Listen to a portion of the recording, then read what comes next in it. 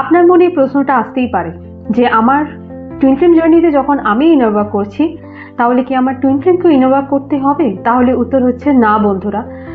আপনারা দুজনে same soul, দুজনে সেম আত্মা শেয়ার করছেন।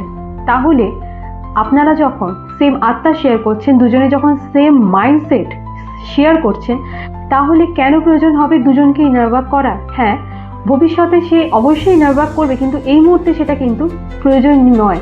এবার আপনার মনে এই প্রশ্নটা আসতে পারে যে কেন আমাকে একাই এই জার্নিতে এত হার্ডওয়ার্ক করতে হচ্ছে? তাহলে নিজেকে এটা বলুন যে আপনারা দুজনে এক, এবং এটা তো সত্যি যে আপনারা দুজনে এক, আপনারা দুজনে এক আত্মা। এবং আপনার টুইন ফ্লেম আপনি নিজেই তো। নিজের জন্য নিজের এই হার্ডওয়ার্কটা করাটা কি খুবই কঠিন? তা তো নয়। নিজের জার্নিতে আর নিজের জন্য যদি বেনিফিট পেতে চান, নিজের জার্নিতে যদি ইউনিয়নে আসতে চান, একটা সুন্দর, একটা দারুণ, একটা পিওর ভালোবাসায় ভরা জীবন কাটাতে চান নিজের জন্য, নিজের সাথে, তাহলে এইটুকু হার্ডওয়ার্ক কি খুবই কষ্টদায়ক বন্ধুরা? অনেক কিছু কি আপনাকে দিতে হচ্ছে?